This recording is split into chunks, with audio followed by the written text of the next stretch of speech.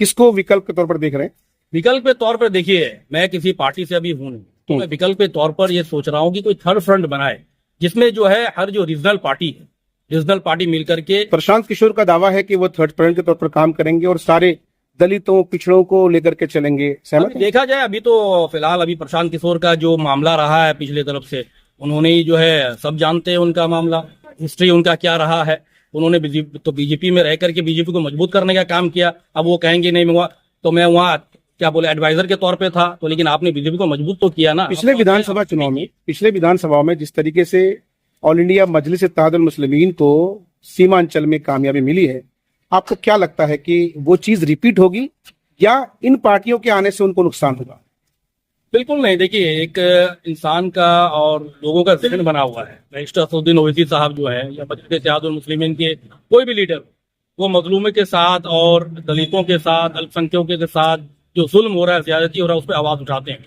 Barrister Asaduddin Owaisi साहब को चाहे पार्लियामेंट में देखिए, चाहे आप रैलीज में देखिए, कौन ऐसा नेता आप बताइए पूरे हिंदुस्तान में तो मुखर होकर पूरे संविधान के दायरे में रह करके, कानून के दायरे में रह करके बात करता हो।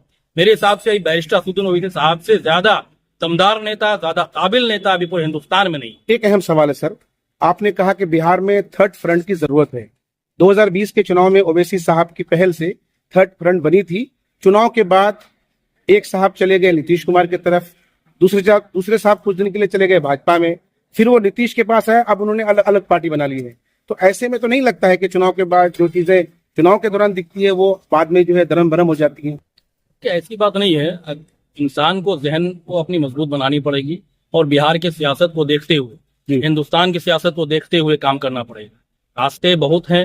अब अगर चाहे प्रशांत किशोर हैं, या आप अगर देख लीजिए दूसरे भी हैं, जैसे अब आपके तो भीम आर्मी के हैं, चंद्रशेखर आजाद की पार्टी भी है, उनके भी टीम मजबूत है। सारे साथी मिल करके, या फिर ले लीजिए MIM को ले लीजिए, सब मिल करके अगर थर्ड फ्रंट बनाते हैं तो इंशाअल्लाह ताला मुझे लगता है कामयाबी मिलेगी। अब मजलिस को अच्छा खासा सीट भी मिलेगा, इस पर उम्मीद भी है। आखिरी सवाल है मेरा, आपने चंद्रशेखर का नाम लिया, आपने जो है प्रशांत किशोर का नाम लिया।